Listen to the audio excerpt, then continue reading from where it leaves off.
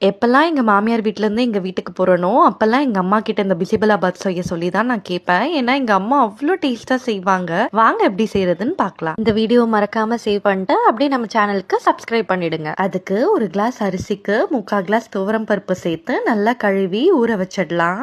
இப்ப பிசிபலாபாத் பொடி செய்யறதுக்கு 6 காஞ்ச மிளகாய், 2 ஸ்பூன் தனியா, 1/4 ஸ்பூன் வெந்தயம், கொஞ்சம் மிளகு, பட்டை, 2 ஏலக்காய், 3 கிராம்பு, சின்ன பீஸ் தேங்காய், 1 ஸ்பூன் சீரகம், 1/2 ஸ்பூன் கடலைப்பருப்பு, 1 ஸ்பூன் உளுந்து எடுத்து ஒரு கடாயில எண்ணெய் ஊத்தி எல்லாத்தையும் சேர்த்து நல்லா வறுத்து கொரன்னு அரைச்சு எடுத்துக்கலாம். இப்போ ஒரு கடாயில எண்ணெய் ஊத்தி ஒரு 25 சின்ன வெங்காயம், 4 பல் பூண்டையும் சேர்த்து நல்லா வதக்கிட்டு கேரட், பீன்ஸ், கத்திரிக்காயை சேர்த்து நல்லா வதக்கிடலாம். கடைசியா தக்காளியும் சேர்த்து நல்லா வதங்கினக்கு அப்புறம் கழுவி வச்சிருந்த அரிசி பருப்பு இது கூட சேர்த்து 6 கிளாஸ் தண்ணி ஊத்தி கொஞ்சம் உப்பு, 1/4 ஸ்பூன் மஞ்சள் தூள் சேர்த்து நல்லா கலந்துட்டு 3 விசில் விட்டு இறக்கிடலாம். இப்ப நல்லா கலந்து விட்டு ஒரு லெமன் சைஸ் புளிய கரைச்சு இது கூட சேர்த்துட்டு கூடவே ஒரு 1/2 ஸ்பூன் குழம்பு மிளகாய் தூள், 1/4 ஸ்பூன் வெறுமிளகாய் தூள் சேர்த்து நல்லா கொதிச்சக்கு அப்புறம் 3 ஸ்பூன் பிசிபலாபாத் பொடி சேர்த்து கலந்துடலாம். இப்போ ஒரு கடாயில எண்ணெய் ஊத்தி கடுகு, காஞ்ச மிளகாய், ஒரு வெங்காயம், கொஞ்சம் கருவேப்பிலையும் முந்திரியும் சேர்த்து நல்லா வதக்கிட்டு 2 ஸ்பூன் நெய் விட்டு இதையும் சேர்த்து நல்லா கலந்துட்டா